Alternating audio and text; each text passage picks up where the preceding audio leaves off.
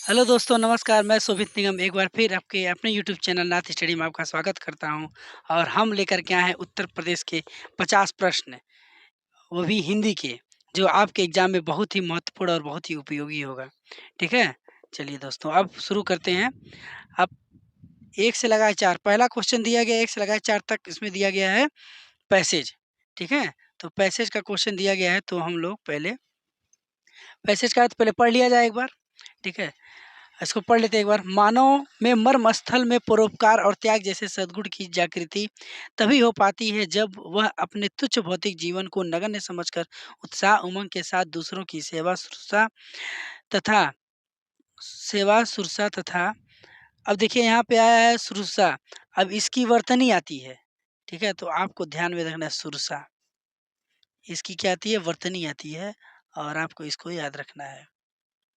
ठीक है, चलिए अगला क्वेश्चन अगला दिया है, आगे पढ़ा। सत्कार करता है। यह कठोर सत्य है कि हम भौतिक रूप से इस संसार में सीमित अवधि तक ही रहेंगे।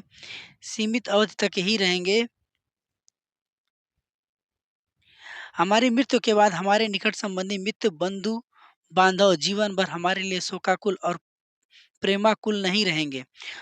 दुख दुख मिश्रित इस निर्बल भावना पर विजय पाने के लिए तब हमारे अंतर मन में एक विचार उठता है कि क्यों न हम अपने सत्कर्मों और सद्गुणों का प्रकाश सदा सदा के लिए अमर हो जाएं अमर हो जाएं। सेवा प्रवृत्ति अपनाकर हम ऐसा अवश्य कर सकते हैं। अपने निस्वार्थ व्यक्तित्व और परहित कर्मों के बल पर हम हमेशा के लिए मानवीय जीवन हेतु उत्प्रेरणा बन सकते हैं। अनुपम मनुष्य जीवन को सद्गति प्रदान करने के लिए यह विचार नया नहीं है। ऐसे विचार सज्जन मनुष्यों के अंतर मन में सदा उठते रहे हैं तथा इन्हें अपनाकर वे दुनिया में अमर भी हो गए हैं। इस धरा पर अस्थायी रूप से नहीं रहने पर भी ऐसे पर हितकारी कालांतर तक पूछे जाते रहेंगे। मूल अमूल्य मनुष्य जीवन की सर्वश्रेष्ठ शिक्षा यही है। यही सीखकर मनुष्य जीवन आनंदमय और समृद्धिशाली हो सकता है। यदि इस प्रकार मानव जीवन उन्नत होता है तो यह संपूर्ण संसार स्वर्गिक विस्तार ग्रहण कर लेगा। किसी भी मानव को आत्मधिकता का जो अंतिम ज्ञान मिलेगा, वह भी यही शिक्षा देगा कि धर्म कर्म का उद्देश्य सत्कर्मों और सद्गुणों की ज्योति ज्योति फैलाना है। ठीक है, अब हम क्वेश्चन पे आते हैं। क्वेश्चन, आपका पहला क्वेश्चन दिया गया है। धर्म के आचरण धर्म के आचरण का उद्देश्य है।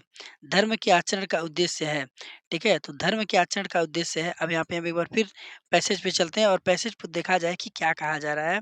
तो धर्म और आचरण का उद्देश्य है। धर्म और आचरण का उद्देश्य है, देखिए यहाँ पे दिया गया है। क्यों न हम अपने सत्कर्मों और सद्गुणों का प्रकाश फैलाकर सदा सदा के लिए अमर हो जाएं। धर्म और आचरण का उद्देश्य यहाँ पे नीचे दिया गया है, देखिए। वही यह वह भी यह शिक्षा देगा कि धर्म कर्म का उद्देश्य सत्कर्मों और सद्गुणों की ज्योति फैलाना। देखिए, सत्कर्म और सद्गुण मतलब अच्छे कर्म और अच्छे गुणों का प्रकाश फैलाना। ठीक है, अब हमारा पहले का आंसर मिल गया है। पहले का आंसर मिल गया है अच्छे गुणों और सत्कर्मों का प्रकाश फैलाना। ठीक है, ऑप्शन नंबर बी। ठीक है, अगला क्वेश्चन है आपका। कठोर सत्य किसे कहा गया है? कठोर सत्य किसे कहा गया है? तो देखिए, अब हम क्वेश्चन पे जाएंगे। कठोर सत्य किसे कहा गया है? तो कठोर सत्य, देखिए, कठोर सत्य भौतिक रूप से इस संसार में सीमित अवधि तक ही रह पाएंगे। ठीक है, यानी कि हमारा शरीर तो कैसा है? नश्वर है। भौतिक शरीर की नश्वरता, यही क्या है? कठोर सत्य है। ठीक है, ऑप्शन नंबर 2। ठीक है, अब अगला क्वेश्चन है। हमारा जीवन सदा प्रेरणा बन सकता है यदि हम क्या कर सकते हैं? आप खुद सोच सकते हैं। पर सेवा के लिए सबको प्रेरित करेंगे? नहीं। सेवा प्रवृत्ति का प्रचार प्रसार करेंगे? नहीं। पर हित और परोपकार करेंगे? नहीं। निस्वार्थ भाव से परोपकार करेंगे। Option number D. ठीक है। अगला क्वेश्चन है, निर्बल भावनाओं पर विजय पाने के लिए क्या किए जाने की आवश्यकता है? निर्बल भावनाओं पर विजय पाने के लिए अच्छे कर्मों से नाम अमर कर लेना, यही हम कर सकते हैं। सदा-सदा के लिए अमर हो जाना नहीं होगा। ठीक है, देखिए कुछ आंसर हमें पैसेज के भाव से मिल जाते हैं और कुछ आंसर पैसेज के शब्दों से, वाक्यों से मिलाया जाता है। तो इ इस क्वेश्चन के भाव को हम पैसेज के भाव को पढ़ करके इस क्वेश्चन का आंसर देख सकते हैं। आंसर नंबर आपका डी हो जाएगा। ठीक है। अब अगले क्वेश्चन की बात करते हैं। अगला क्वेश्चन है आपका 5वां। 5वां क्वेश्चन है, निम्न में संयुक्त स्वर है। निम्न में संयुक्त स्वर है। अब देखिए और मिल करके मिल करके क्या बनाते हैं? आ बनाते हैं। ई और ई मिल के बड़ी ई बनाते हैं। ऊ और ऊ मिल करके बड़ा ऊ मिलते हैं। लेकिन या अ या आ मिल करके मिल करके ओ और औ से मिलकर के औ का निर्माण करते हैं और आपका संयुक्त स्वर हो जाएगा ऑप्शन नंबर बी। ठीक है, अगला क्वेश्चन है।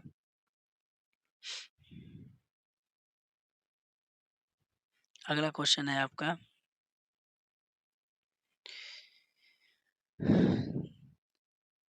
अगला क्वेश्चन है, न- निम्न में अंतस्थ व्यंजन कौन सा है?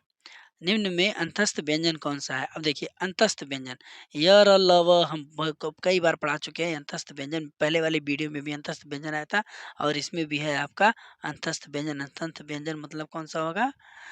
अंतस्थ व्यंजन कौन सा है आपका? ल, ऑप्शन नंबर सी।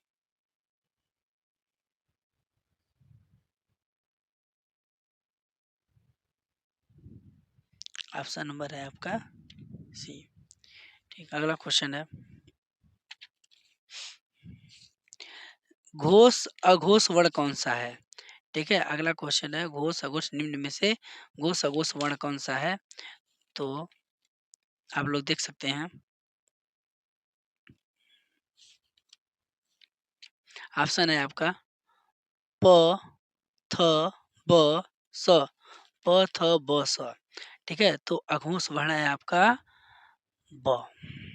ठीक है, घोष घोष मतलब देखिए घोष वर्ण है आपका ब। Option number C. देखिए कैसे होगा, घोष और सघोष, यानी कि ब दिया गया ना, पहला और दूसरा आपका घोष या सघोष होता है, बाकी तीनों क्या होता है आपका? बाकी तीनों आपका अघोष होता है। ठीक है, अब अगले क्वेश्चन की बात करते हैं। प, फ, ब, भ, म व्यंजन है। अब आप इन चीजों को प्रैक्टिकल कर सकते हैं, देख सकते हैं। देखिए प, फ, ब, ब, म, इनको जब बोलेंगे तो ओठ का उपयोग आ रहा है। ठीक है, तो कहाँ से ध्वनियां उच्चारित हो रही हैं? ओष्ठ से। तो आंसर होगा आपका बी। ठीक है, अगला क्वेश्चन है, निम्न में से योग ऋण शब्द है। योग ऋण शब्द है। अब देखिए योग ऋण शब्द है आपका ऑप्शन नंबर सी। क्या होता है? पादप। योग ऋण मतलब जब भी हम बोलेंगे तो योग ऋण की बात करेंगे तो योग ऋण मतलब होता है तीसरा, यानी कि तीसरे को इंगित करता है, यानी कि आपका बहुब्रीहि समाज से संबंधित है। किससे संबंधित है? बहुब्रीहि समाज से। ठीक है, अगला क्वेश्चन है आपका महोर्मी। महोर्मी का संधि विच्छेद। महोर्मी, तो देखिए महाधन उर्मी, जब भी आप मोहर्मी की बात करेंगे तो देखिए महत धन उर्मी ये नहीं होगा। ठीक है, क्योंकि त आ रहा है और ऊ आ रहा है और जब व्यंजन और स्वर मिलते हैं तो क्या बनाते हैं? व्यंजन बनाते हैं। अब देखिए यहाँ पे महाधन उर्मी दिया है, आ और ऊ की मात्रा में, लेकिन यहाँ पे ये तो बनेगा, लेकिन यहाँ पे बड़ी की मात्रा चाहिए। उर्मी में किसकी मात्रा होती है? बड़ी में की नहीं है। ठीक है, लास्ट वाले में भी तो है, तो ये भी नहीं होगा, यानी कि ऑप्शन नंबर आपका सी होगा। कौन सा होगा? C option. अगला क्वेश्चन है, नेत्रहीन में कौन सा समास है? तो आप सीधे सीधे कह सकते हैं नेत्र से हीन, यानी कि तत्पुरुष समास है। कौन सा समास है? तत्पुरुष समास है। अगला क्वेश्चन है, अपमान में उपसर्ग है। अब देखिए अपमान में उपसर्ग है। अपमान में आपको पता है अपमान में उपसर्ग क्या होगा? ऊ नहीं होगा, अव नहीं होगा, क्योंकि के बाद प है, वहाँ पे अति नहीं होगा। कौन सा होगा? अप होगा। ठीक है, ये बहुत ही आसान क्वेश्चन है। अगला क्वेश्चन है, रंगीला शब्द में किस प्रत्यय का प्रयोग हुआ है? अप्रत्यय। ठीक है, अब देखिए रंगीला शब्द में किस प्रत्यय का प्रयोग हुआ है?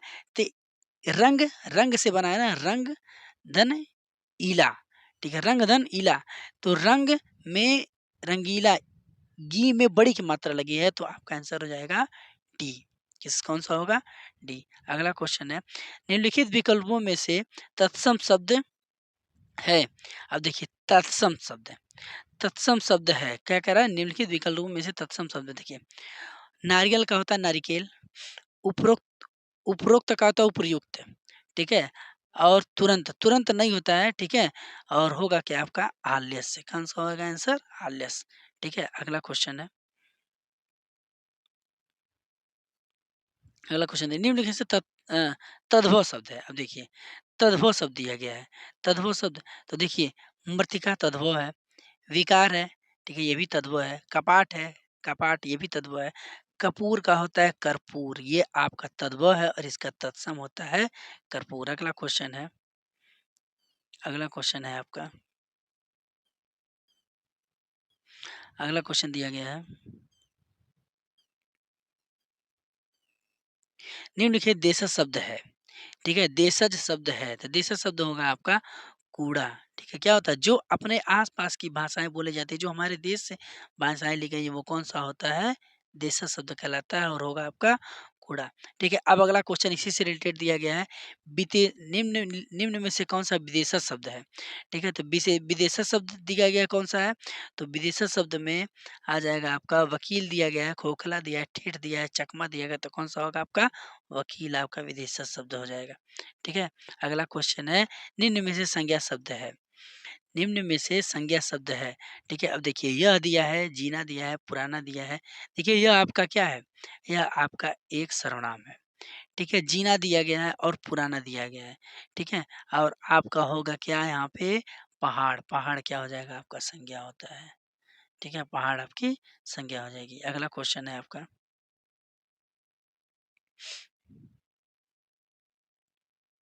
अगला क्वेश्चन है, निम्न में से सर्वनाम शब्द है, ठीक है, निम्न में से सर्वनाम शब्द है, तो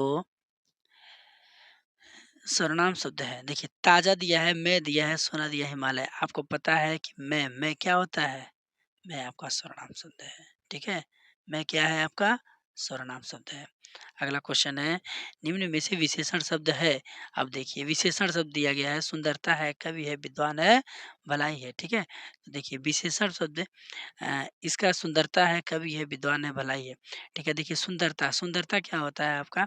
सुंदरता विशेषण नहीं होता, ठीक है, कवि कभी भी विशेषण नहीं होता है, भलाई विशेषण शब्द पहचानने का एक सीधा सा फार्मूला होता है, किसी भी संज्ञा के आगे, ठीक है, उसको हम क्या करें? किसी वाक्य का किसी शब्द का प्रयोग करें, अगर उसका प्रयोग सही बैठता है तो आपका विशेषण, जैसे विद्वान, विद्वान है उसके पीछे हम संज्ञा लगाते हैं, जैसे विद्वान आदमी, ठीक है, विद्वान कवि, विद्वान लेखक, ठीक है, तो क्या हो जाएगा? विशेषण हो जाएगा और आंसर हो जाएगा आपका विद्वान।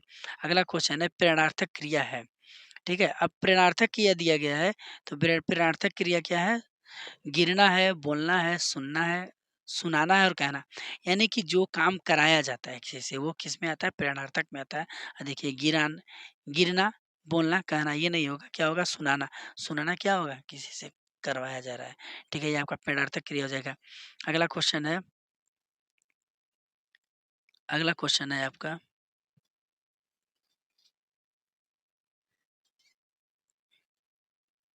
निम्न में अव्यय है, निम्न में अव्यय है, तो अव्यय, ठीक है, निम्न में अव्यय है, तो कामायनी है, पश्चिम है, थोड़ा है और सुहन है, ठीक है। आपको सीधे-सीधे पता है, ठीक है, क्या होगा? थोड़ा, यानी कि ऐसे शब्द जिसका संज्ञा सर्वनाम लिंग किसी पे प्रभाव ना पड़े, वो क्या होता है? अव्यय होता है, और अव्यय अव्यय को ही अभिकारी भी कहते हैं और आंसर हो जाएगा आपका सी, आंसर नंबर हो जाएगा आपका सी, ठीक है। अब अगला क्वेश्चन है, अतिथि का पर्यायवाची क्या है? ठीक है, तो अतिथि का पर्यायवाची हो जाएगा, अमृत फल नहीं होता है, उन्नयन नहीं होता, आजन्म नहीं होता, क्या होता है? आगंतुक होता है। क्या होता है? आगंतुक। अब दिया अगला क्वेश्चन, जागृति का विलोम, जागृति का विलोम होता है सुषुप्ति। क्या होता है? सुषुप्ति। ठीक है, शयन नहीं होगा, जागरण नहीं होगा, विश्राम नहीं होगा। जो दान पर चलता हो तो उसे क्या कहेंगे? जो दान पर चलता हो, दान पर चलता हो, दान वृत्त कहते हैं। क्या कहते हैं? दान वृत्त कहते हैं। अगला क्वेश्चन है, द्वीप दीप शब्द का सही सही अर्थ क्या होगा? देखिए द्वीप दिया है और दीप दिया है। जो हम लोग द्वीप लिखते हैं, जो भूगोल में पढ़ा जाता है द्वीप, उसपे बड़ी की मात्रा लगती है, ठीक है? और बड़ी की मात्रा से संबंधित द्वीप मतलब होता है टापू। अब टापू सेकंड पोज़ीशन पे कहाँ पे है ये देख लीजिए, ठीक है? ऐसा क्वेश्चन ये है कि बहुत ज़्यादा अर्थ इसका पता नहीं रहता है, लेकिन हम कुछ अनुमान लगा कर के इसे आंसर दे सकते हैं। देखिए सेकंड पोज़ीशन पे देखिए हाथी है टापू, टापू और हाथी 2 में मिल रहा है ना? बाकी ये दोनों ऑप्शन नहीं मिला तो क्या हो जाएगा आपका टापू जो द्वीप हम लोग पढ़ते हैं भूगोल में वो बड़ी की मात्रा लेती है और बड़ी की मात्रा के लिए दिया गया टापू। आंसर नंबर क्या हो जाएगा आपका 27 का ए हो जाएगा। ठीक है, अगला क्वेश्चन दिया है मुख का अनेकार्थी शब्द कौन-सा नहीं होगा? 28 मुख का अनेकार्थी शब्द कौन-सा नहीं होगा? तो गूंग है, चुप है, विवश है, शांत है। तो शांत इसका क्या होगा? शांत इसका अनेकार्थी नहीं होगा। ठीक है, अगला क्वेश्चन है किस शब्द की वर्तनी शुद्ध है? किस शब्द की वर्तनी शुद्ध है? ठीक है, देखिए यहाँ पे अधीन दिया है, तो आधीन दिया है, आधीन नहीं होता है, अधीन होता है। ठीक है, अगला दिया गया है, इस पे ब बड़ी की मात धी में बड़ी की मात्रा सही है, लेकिन आ नहीं रहता है, अधीन रहता है। ठीक है, यहाँ पे दिया है व्यावहारिक और आपको पता है कि जब यहाँ पे इक प्रत्यय लगाया जाता है, तो व्यव ना जो पहला जो शब्द रहता है, उसके पहले आ की मात्रा लग जाती है। ठीक है, तो ये भी नहीं होगा क्योंकि ये व्यावहारिक दिया है और होता है क्या? व्यावहारिक होता है। मिष्टान्न होता है, ट होता है, मिष्टान्न होता है, मिष्टान नहीं होता है, ठीक है? अगला दिया अत्यधिक, यही आपका सही है। क्या होगा? Option number D. अगला क्वेश्चन है निम्नलिखित में से अगला क्वेश्चन है, निम्नलिखित में अशुद्ध वर्तनी शब्द है, अशुद्ध वर्तनी शब्द है। अब देखिए हाँ, अशुद्ध वर्तनी शब्द है, ठीक है? तो वाड्मय दिया गया है, उत्कर्ष दिया है, वैमनस्य दिया है और मिथिलेश कुमारी दिया है। ठीक है? तो अशुद्ध स अब देखिए वार्ड में सही है, उत्कर्ष भी सही है, वैमनस्य भी सही है, मिथिलेश कुमारी नहीं होता है, मिथिलेश कुमारी होता है। ठीक है? वो वाला मिथिलेश जो वहाँ पे सीता जी वाला है। सीता जी को कहते हैं ना मिथिलेश कुमारी, ठीक है? तो वो वाला मिथिलेश है। ठीक है? अगला क्वेश्चन है आपका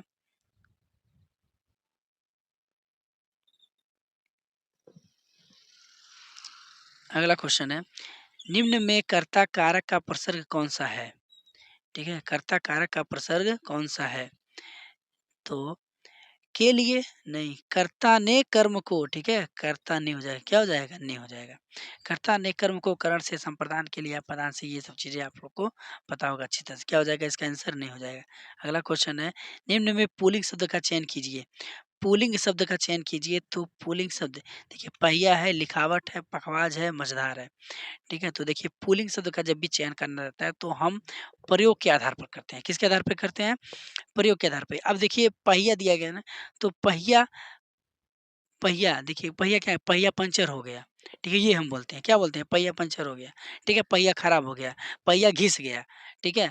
अब देखिए लिखावट, लिखावट के लिए क्या प्रयोग करें? मेरी लिखावट, आपकी लिखावट बहुत अच्छी है, यानी कि स्त्रीलिंग हो गया। पखवाज, पखवाज, पखवाज मेरी पखवाज, ठीक है? मझधार, मझधार में है मेरी नैया, ठीक है? तो ये होता है आपका अ, इसको हम वाक्य प्रयोग देखिए हम कैसे कहें मेरी लिखावट, मेरे पखवाज, ठीक है? मेरी मेरी नैया मझधार में है, ठीक है? नैया मझधार में है तो ये क्या हो गया आपका स्त्रीलिंग हो जा रहा है, ठीक है? अब पहिया के लिए पहिया पंचर हो गया, पहिया खराब हो गया, पहिया घिस गया, तो क्या हो जाएगा आपका पहिया। पहिया क्या होगा आपका? पुल्लिंग शब्द हो जाएगा। अगला क्वेश्चन दिया गया है, कौन-सा शब्द स्त्रीलिंग है? अब देखिए, कौन-सा शब्द स्त्रीलिंग है?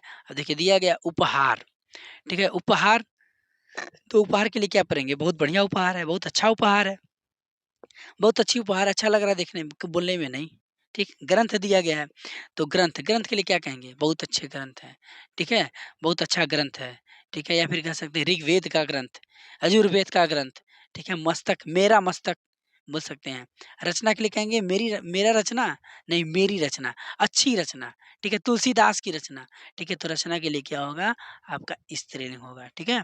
अगला क्वेश्चन दिया गया है, किसका प्रयोग सदैव एकवचन में होता है? ठीक है, किसका प्रयोग सदैव एक वचन में होता है? तो आपको पता है बहुत अच्छी तरह से प्रत्येक का प्रयोग सदैव एक वचन में होता है, ठीक है? प्रत्येक का प्रयोग सदैव एक वचन में होता है, ठीक है? प्रत्येक क्या कहते हैं? हर बार या हर व्यक्ति कुछ भी कह सकते हैं, जैसे प्रत्येक व्यक्ति के लिए हर व्यक्ति, ठीक है? बच्चा गया इसमें कौन-सा काल है? ठीक है? बच्चा गया कौन-सा काल है? अब देखिए, काल आपके 3 प्रकार के होते हैं, भूत होता है, वर्तमान होता है, भविष्य होता है, ठीक है? और सबके अलग-अलग पार्ट होते हैं।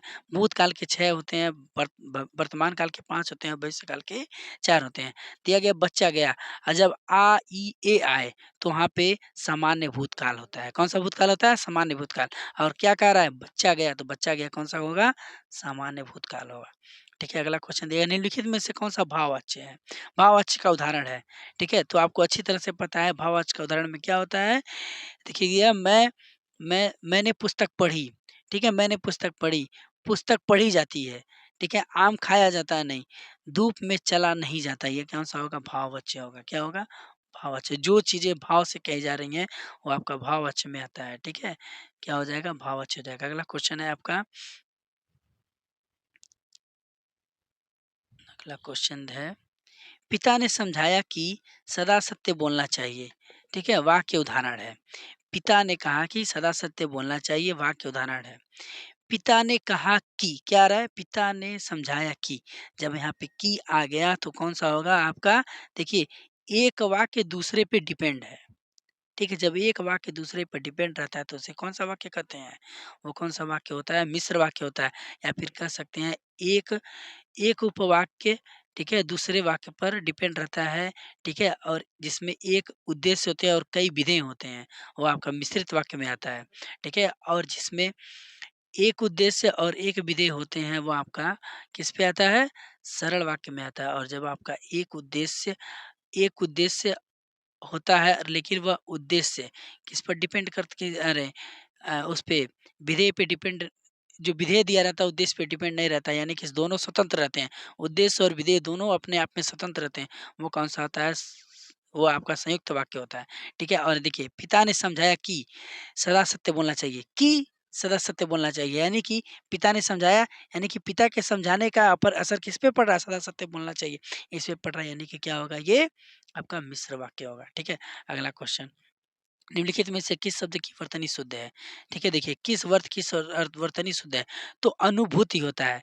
न पे छोटी की मात्रा होती है और भ पे बड़ी की मात्रा होती है। ये आपके आंसर नंबर बी हो जाएगा। अगला क्वेश्चन, प्रश्नवाचक चिन्ह आपको सबको पता है, बचपन से ही पढ़ते चले आए हैं। प्रश्नवाचक चिन्ह का निशान ये होता है, पानी, आँख का पानी ढल जाना मुहावरे का सही अर्थ क्या होगा? आँख का पानी ढल जाने का मुहावरे का सही अर्थ होता है लज्जित होना। ठीक है, क्या होता है? लज्जित होना। देखा गया, देखिए कह रहा बहुत क्रोधित होना नहीं होता है, बुढ़ापा आ जाना नहीं होता है। ठीक है, बुढ़ापा आ जाना आप लोग सही मारते यही करते हैं, लेकिन नहीं, ये नहीं होता। आँख का पानी ढल जाना मतलब क्या होता है? निर्लज्ज हो जाना। ठीक है? कपटी मित्र के लिए सही मुहावरा, कपटी मित्र के लिए दाँत दाँत काटी रोटी नहीं होता है, अक्ल का दुम नहीं होता है। ठीक है? आस्तीन का साँप होता है। क्या होता है? आस्तीन का साँप होता है। ठीक है? अगला, आँख न आँख न दादी काढ़े कसीदा, आँख न दादी काढ़े कसीदा। ठीक है? अब क्वेश्चन दिया गया है। अब देखिए इसका लोकोक्ति का अर्थ बताना है। क्या बताना है? लोकोक्ति का अर्थ बताना है, तो ये हो जाएगा आपका, ऑप्शन पढ़ लिया जाए। बहुत निपुण बनना? नहीं। साधन न होने पर भी काम कर लेना? नहीं। स्वार्थ अयोग्य? नहीं। योग्य न रहने पर भी काम करने की सीखी माना। देखिए, आँख न दीदा काढ़े कसीदा, ठीक है? आपका सीधा-सीधा पता चल रहा है क्या होगा? योग न रहने पर भी काम की सेखी बघारना, ठीक है? क्या हो जाएगा आंसर नंबर डी, ठीक है? अगला क्वेश्चन है आपका, आडंबर बहुत किंतु वास्तविकता कुछ नहीं, ठीक है? के लिए अ, लोकोक्ति क्या होगा? ठीक है? के लिए लोकोक्ति क्या होगा? आँख का अंधा, नाम नयन सुख? नहीं। ऊँची दुकान फीका पकवान, ये हो सकता है, छोड़ दिए, आगे देखा जाए। ऊँट के मुँह में जीरा नहीं, ये नहीं होगा। तो खोदा पाड़ निकली चुईया नहीं, ये भी नहीं होगा। ठीक है? देखिए, खोदा पाड़ निकली चुईया मतलब कि काम बहुत ज़्यादा किए, निष्कर्ष कुछ नहीं निकला, ये आपका खोदा पाड़ निकली चुईया। ऊँट के मुँह में जीरा ले, यानी कि छोटे से बहुत बड़े जगह में छोटा काम करना, ये भी नहीं होगा। ऊँट के मुँह में जीरा। आँख का अंधा, नाम नयन सुख, ये भी नहीं होगा। क्या होगा? ऊँची दुकान फीका पकवान, ये होगा आपका आंसर। आडंबर किंतु बहुत वास्तविक कुछ नहीं। ठीक है? साहित्यिक विषयों से संबंधित अनुवाद का क्षेत्र। अब देखिए, साहित्यिक विषयों से संबंधित अनुवाद का क्षेत्र, इसमें है काव्य अनुवाद, नाट्यानुवाद, कथा साहित्य का अनुवाद, उपरोक्त सभी। तो क्या होगा? उपरोक्त सभी, ये सब सभी चीजें इसमें किया जाता है। ठीक है? आंसर नंबर डी हो जाएगा। खड़ी बोली हिंदी का उद्भव हुई थी तो सौरसेनी अपभ्रंश से हुई थी। किससे हुई थी? सौरसेनी अपभ्रंश से हुई थी इस खड़ी बोली का उत्पत्ति। ठीक है, ऑप्शन नंबर सी। अगला क्वेश्चन है अ, एमा एमालगमेशन एमालगमेशन का सटीक हिंदी अनुवाद क्या होगा? ठीक है, तो यहाँ से देखिए पढ़ने से लग रहा है, ठीक है, कि इसका आंसर होगा मेलन। क्या होगा? समामेलन। ठीक है, अगला, पृथ्वीराज रासो के रचयिता कौन है? पृथ्वीराज रासो के रचयिता सब रटा हुआ सबका क्वेश्चन है, क्या चंद्रवरदाई है। ठीक है, अगला क्वेश्चन है, निम्नलिखित में से रीतकाल के कवि नहीं है। रीतकाल के कवि नहीं है तो आपका आंसर हो जाएगा नागार्जुन। नागार्जुन क्या है? रीतकाल के कवि नहीं है। पंच परमेश्वर, बहुत बहुत आसान क्वेश्चन है, बहुत आसान है। पंच परमेश्वर मुंशी प्रेमचंद का है। ठीक है, हरी घास पर क्षण भर किसकी रचना कृति है? हरी घास पर क्षण भर किसकी रचना कृति है? आज्ञा की है। ठीक है, तो ये था आपका 50 क्वेश्चन जो उत्तर प्रदेश पुलिस के लिए बहुत ही महत्वपूर्ण है। ठीक है, और ये सब क्वेश्चन हम जब तक एग्जाम नहीं जा रहा है, हम कुछ हमेशा वीडियो इसका देते रहेंगे और आप लोग इस वीडियो को देखिए और इसको समझिए और क्वेश्चन को करिए। ठीक है, धन्यवाद। फिर हम मिलते हैं अगले वीडियो के साथ।